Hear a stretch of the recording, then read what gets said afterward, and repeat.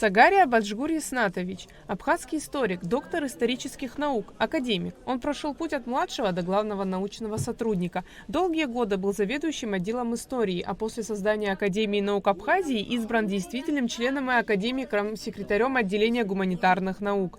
Помимо научной, вел активную педагогическую деятельность, читал лекции в университете, был профессором МАГУ, руководил и аспирантами. Баджгур Яснатович поздно начал свою научную деятельность. Так уж сложилась судьба. Великая Отечественная война, тяжелое послевоенное время и так далее. Он стал аспирантом в 1958 году, в 32 года.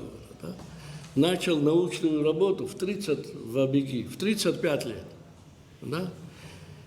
И за это короткое время, которое потом, он стал одним из ведущих специалистов в области истории Абхазии. Взялся за очень сложное дело, за которое далеко не каждый из нас, из тогдашних ученых, хотел браться. Национально-государственное строительство Советской Абхазии. Баджгур Сагария – автор свыше 70 научных трудов. Основные работы посвящены актуальным проблемам национально-государственного строительства в Абхазии. Это кандидатская и докторская диссертации ученого, а также основные монографии «Национально-государственное строительство в Абхазии. Образование и укрепление советской национальной государственности в Абхазии. 1921-1938 годы». На конференции отмечалось, что Баджгур Сагария – один из тех историков, создавших абхазскую историческую школу. Наше понимание советской истории – это во многом понимание Баджгура Сагария. Книга, которая стала настоящей бомбой, да? Абхазия документы свидетельствует. Да? Кто там ответственный редактор? Баджгур Яснатович Сагария. И это издание, которое требовало в тот период, которое ставило человека, да, чуть ли не врагом грузинского, как тогда объявляли грузинского народа, понимаете, не просто и грузинского государства. Почему 90-е послевоенное время, война послевоенная, о белых и черных пятнах в истории Абхазии, о границах между Абхазией и Грузией, многие другие. Ведь, понимаете,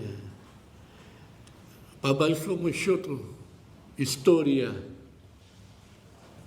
Абхазии советского периода, да, во многом мы ее знаем, грубо говоря, благодаря учебникам Станислава Зосимовича Лакова. Но на кого он опирался? Да? Он опирался на вот эти работы. Также упоминалось и о сборнике «Абхазия. Документы свидетельствуют» 1937-1953, составителями которого наряду с Сагария были Тимур Ачугба и Валико Пачулия. В аннотации книги тогда отмечалось: предлагаемый читателю сборник внесет определенный вклад в освещение малоизученных черных пятен в кавычках истории Абхазии советского периода. Подавляющее большинство материалов, включенных в него, публикуется впервые в полном соответствии с подлинниками, хранящимися в Центральном государственном архиве Абхазии, то есть без купюр и вмешательства в стиль и орфографию текста. Конец цитаты.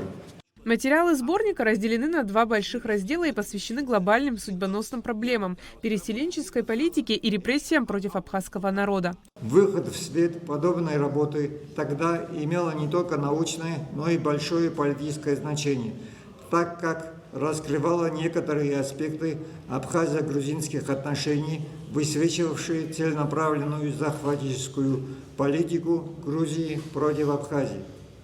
Учитывая, что, кавычки, подлинники, хранящиеся в Центральном государственном архиве Абхазии, конец цитаты, кавычки, как и весь государственный архив и Абхазский институт целенаправленно были сожжены во время войны с Грузией, значение рассматриваемого издания сложно переоценить.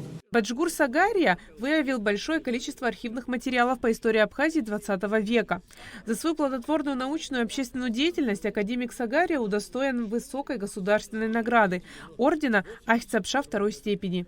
Аэлита Арутюнян, Алексея Гухава, Абхазское телевидение.